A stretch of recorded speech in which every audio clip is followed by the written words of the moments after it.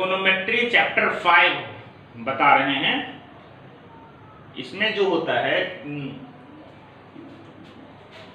हम एक दिन आप लोगों को बताए थे कैसे फॉर्मूला का सेटअप है। Some people have curly brown hair tightly pulled back, ये बताए थे। Some people have curly brown hair tightly pulled back. इससे sine theta is equal to P by H, cos theta is equal to B by H, tan theta is equal to P by B. और कौन किसका reciprocal होता है ये बताए थे। Reciprocal आप प्रीवियस क्लासेस में पढ़े थे कि दो नंबर को मल्टीप्लाई करेंगे तो 1 आना चाहिए। साइन थीटा और कॉस, साइन थीटा का कौन होगा रिसिप्रोकल, तो कॉसेक। ये हेक्सागोन का जो फॉर्मूला है ये बताए। साइन का रिसिप्रोकल कॉसेक, टैन का रिसिप्रोकल कॉट और कॉस का रिसिप्रोकल सेक। पूरे ट्रिगोनोमेट्री में साइन का जो फॉर्मूला होगा उसका रिवर्स होगा कॉसेक का, कॉस का जो होगा वो सीक से रिवर्स हो जाएगा सेक का, टैन का जो होगा वो कॉट का हो जाएगा। पहला इस चैप्टर में रेशियोज का वैल्यूज निकालना है, टी रेशियोज का वैल्यू निकालना है। तो इसमें भी 2-3 टाइप का सवाल सब बनेगा, सो बताते हैं। आपके मन में ये भी हो सकता है कि साइन थीटा क्या हुआ, साइन अल्फा क्या हो गया, साइन बीटा क्या हो गया। ये theta alpha beta A B C ये जो होता है एक्यूट एंगल को डिनोट करता है। जैसे साइन ए लिखते हैं तो ये एक्यूट एंगल को डिनोट करता है। ये पूरा राइट ट्रायंगल पर डिपेंड है। कोई ट्रायंगल है, यहाँ बी है, यहाँ ए है, यहाँ सी है, तो ये एक्यूट एंगल को डिनोट करेगा। यहाँ साइन सी भी हो सकता है। अब साइन का फॉर्मूला आपको होता है P by H, cos theta का फॉर्मूला होता है B by H, tan theta का फॉर्मूला होता है P बाई बी। इसी का रेसिप्रोकल हो गया, कॉस थीटा का होता है H बटा P, सेक थीटा का हो जाता है H बटा B, और कॉट थीटा का फॉर्मूला हो जाता है B बटा P। अब ट्रायंगल कितना भी बड़ा से बड़ा साइज का होगा तो टी रेशियो का जो फॉर्मूला है उस पर किसी भी तरह का प्रभाव नहीं पड़ेगा। एंगल कितना भी बड़ा हो जाएगा, ट्रायंगल कितना भी बड़ा हो जाएगा, तो जो फॉर्मूला है उस पर किसी तरह का प्रभाव नहीं पड़ेगा। हाँ, परपेंडिकुलर और बेस जो होगा वो बदलता रहता है। हाइपोटेनस तो बदलेगा नहीं, लेकिन कभी परपेंडिकुलर कभी बेस ये चेंज होता रहता है। किस आधार पर, तो एक्यूट एंगल के आधार पर। हम आपको बताते हैं। मेन फॉर्मूला ये आपको याद रहना चाहिए। क्लियर। अब आते हैं इसी में, इस फिगर में साइन ए और साइन सी। अब बताए हैं परपेंडिकुलर बेस चेंज होता रहता है। साइन का फॉर्मूला होता है परपेंडिकुलर बट्टा हाइपोटेनस। अब ए के सामने वाला जो होगा वो परपेंडिकुलर होगा और हाइपोटेनस तो हमने बताया नहीं बदला। तो इसके सामने BC है तो यहां हो जाएगा BC बाई AC। साइन सी, तो साइन का फॉर्मूला पता ही है, परपेंडिकुलर बाई हाइपोटेनस होता है। तो C के सामने जो साइड हो गया AB, ये हो गया परपेंडिकुलर, तो AB बाई हो जाएगा AC। अब कॉस पर आइए, कॉस A, कॉस A, तो A के सामने तो परपेंडिकुलर होगा तो बचेगा, चूंकि हमको तो कॉस का फॉर्मूला होता है बेस बट्टा हाइपोटेनस, तो कॉस A के सामने ये हो गया परपेंडिकुलर, तो ये कौन हो गया बेस, तो AB बट्टा AC। कॉस C अगर लेते हैं तो कॉस का फॉर्मूला तो B बाई एच होता है, तो इसके सामने होगा परपेंडिकुलर, तो बचेगा कौन BC, तो BC बट्टा AC।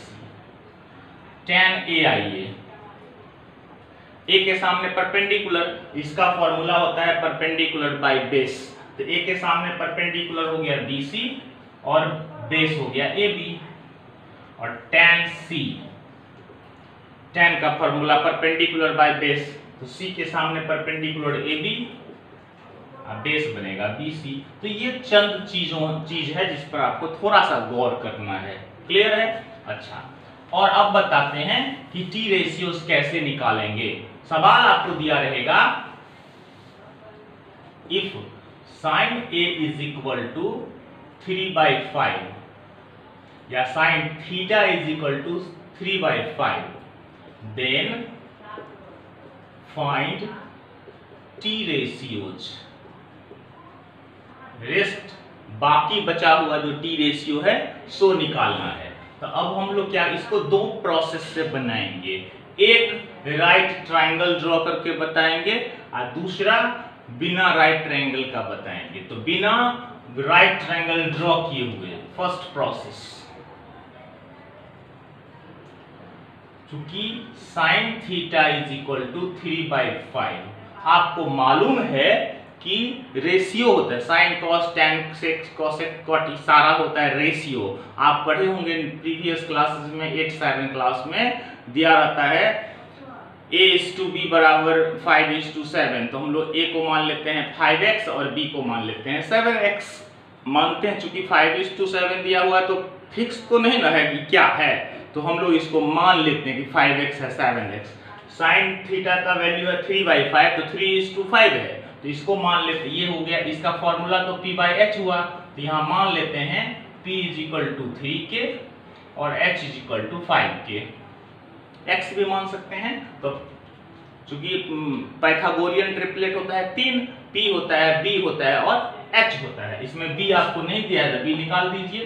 b = h² - p², 5k², 3k का whole square, 25k², 9k², 16k², कहने का मतलब 4k निकल गया। अब आपके पास जो भी टी रेशियो बाकी है, कौन बाकी है, cos थीटा b/h, तो 4k/5k मतलब 4/5, फिर tan थीटा p/b, p हो गया आपको 3k, ये हो गया आपको 4k, तो 3/4। उसके बाद sec थीटा, क्योंकि cos का रिवर्स होता है तो 5/4 हो जाएगा। tan थीटा, सॉरी tan नहीं, cot थीटा, tan का रिवर्स होता है तो ये 4/3 हो जाएगा। उसके बाद cosec थीटा, sin का रिवर्स होता है तो 5/3। ऐसे इस प्रोसेस से आप इसको निकाल सकते हैं, ठीक। इसी का दूसरा प्रोसेस आइए, इसमें क्या करेंगे हम लोग, एक ट्रायंगल ड्रॉ कर लेंगे ABC, यहां थीटा दे दीजिए। Let triangle ABC is a right triangle in which angle C is equal to theta. क्योंकि साइन थीटा है 3/5, तो इसमें AB/AC हो जाएगा। क्यों, तो परपेंडिकुलर बाय हाइपोटेनस।